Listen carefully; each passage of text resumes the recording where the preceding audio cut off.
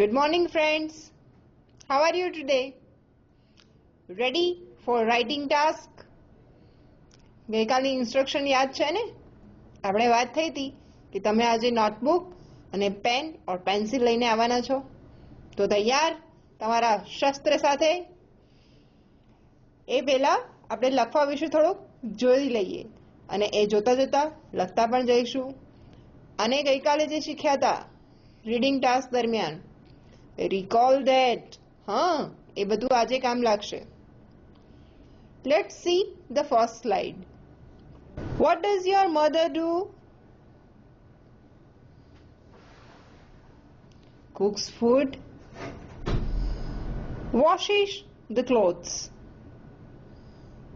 cleans the utensils, keeps the house in order, takes care of the family. Our mothers do a lot of tasks. એમાંથી કેટલાક અહીંયા આપ્યા છે. તમે પણ બીજા બધા ટાસ્ક જાણતા હશો. એ બધા રિકોલ કરો. અહીંયા તમને સ્લાઇડમાં જે બતાવ્યા છે તે બધા ટાસ્ક પણ ઉપયોગમાં લઈ શકો છો. કરવાનું શું છે? મમ્મીના આ બધા ટાસ્ક યાદ કરીને સેન્ટેન્સીસ બનાવવાના છે અને સેન્ટેન્સીસ લખવાના છે. કેવી રીતે બનાવવાના છે અને કેવી રીતે લખવાના છે તે આપણે જોઈએ. My mother cooks food every morning and evening.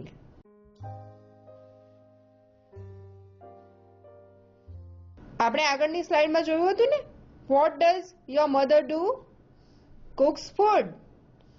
એના ઉપરથી આપણે આ સેન્ટેન્સ બનાવ્યું. સેન્ટેન્સ બન્યું આપણું My mother cooks food every morning and evening. આપણે સેન્ટેન્સ બનાવવામાં બીજા શબ્દો પણ ઉમેરી શકીએ છીએ, જેવી રીતે અહીંયા એવરી મોર્નિંગ એન્ડ ઇવનિંગ ઉમેર્યું. તમે એવું પણ ઉમેરી શકો, My mother cooks very delicious food. Right? તો આવી રીતે તમારે સેન્ટેન્સીસ બનાવવાના છે. તમારી સ્ક્રીન પર હશે જ અને તમારે તેના પરથી વાક્યો લખવાના છે. તમારી સ્ક્રીન પર વર્ડ્સ આવી જશે. Use those words and based on the example, write sentences. Look at your screen.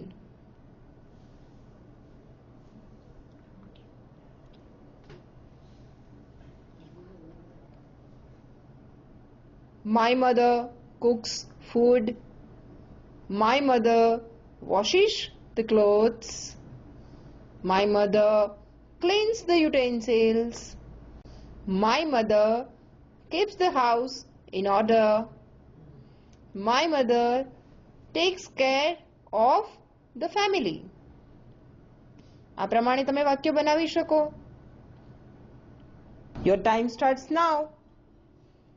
તમે સ્ક્રીન પર દેખાતી સ્લાઇડનો ઉપયોગ કરીને સેન્ટેન્સીસ બનાવો અને લખો.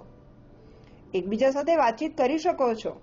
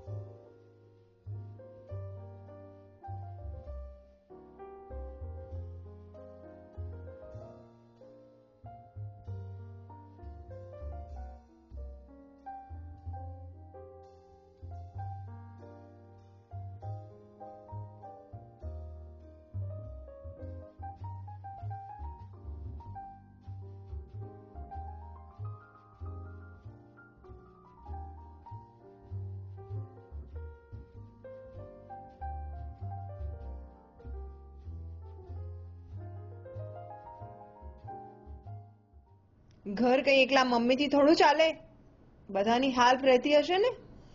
તો what does your father do? Let's see. What does your father do? Does he helps your mother in the kitchen? Always or sometimes? Does he cooks food? શું તમારા પપ્પા helps mother in cleaning? Keeps the house in order? Takes care of the family? ઘર કઈ એકલા મમ્મીથી થોડું ચાલે, પપ્પાનો પણ support રહેતો હશે ને. તો તમારા પપ્પા કયા કામમાં મદદ કરે છે એના માટેના વર્ડ્સ પણ અહીં આપ્યા છે. સ્લાઇડમાં જુઓ અને જેમ મમ્મી માટે સેન્ટેન્સીસ બનાવ્યા હતા એવી રીતે પપ્પા માટે સેન્ટેન્સીસ બનાવો. જે મેટર તમારા પપ્પાને લાગુ પડતી હોય તેના વિશે લખો. જુઓ slide. My father helps my mother in the kitchen. My father cooks food every Sunday.